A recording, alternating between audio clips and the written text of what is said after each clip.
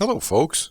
Well, somebody asked what I use for the floats on my model helicopters recently, so I decided to show you the 3 things that I do with pool noodles. So that's the first one in the example in my first use category, model aviation.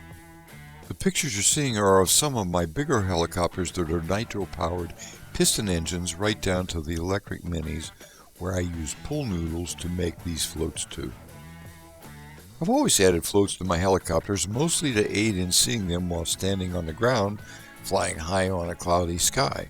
It doesn't have wings sticking out like an airplane, so you gotta really keep track of it, and the floats really help. Well, in the early days for me, about 45 years ago when I started actually using floats as a visual aid, I was modifying floaty swim aids for kids. Well, the kids put them around their arms so they could swim safely. I carefully separated them apart, and I could actually get 2 out of a set using a sandwich bag sealer to seal them if I made a mistaken cut, because it was close. Well, and they would slowly deflate over a couple of days of flying, and refilling was a bit of a chore and looked kind of weird picking up the heli and blowing into the float valve. But it was well worth it to me just to be able to see it better. I really was a fan of the MASH TV show, and especially the MASH helicopter.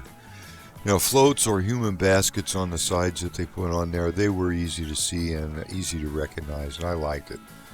And one of my first helicopters had floats as well, and the look really grew on me, especially when I started doing stunts. But when those pool noodles first showed up many years ago in Walmart, the bulb went off and they became a big part of my helicopter flying, and as you can see in many of my helicopter videos.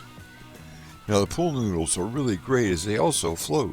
They're light, they come in different colors, and they protect the landing gear as well. Plus, for this 74-year-old's eyes, it really makes it easy for me to see it up high in the sky.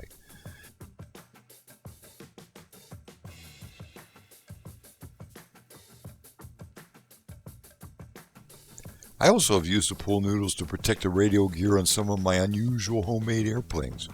Foam tack, contact cement, amazing goop, shoe glue, rubber bands, or zip ties can be used to attach them to the models.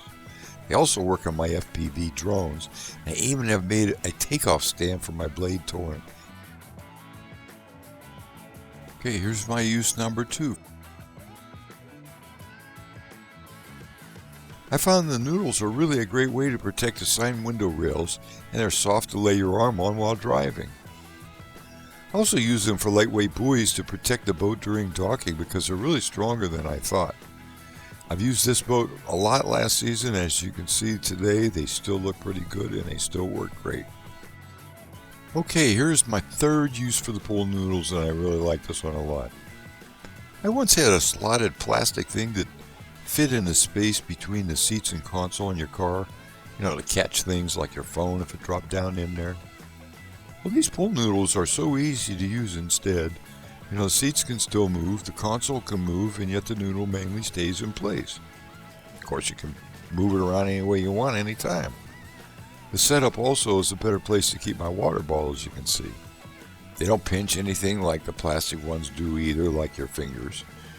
And the things that fall in there are quiet. They don't rattle while you're driving, like if your keys fell there.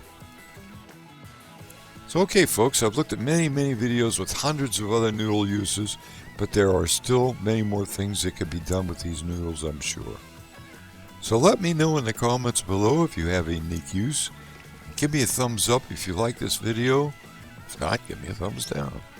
And if you really don't like it, give me 2 thumbs down. And if you would subscribe, that would really be nice too.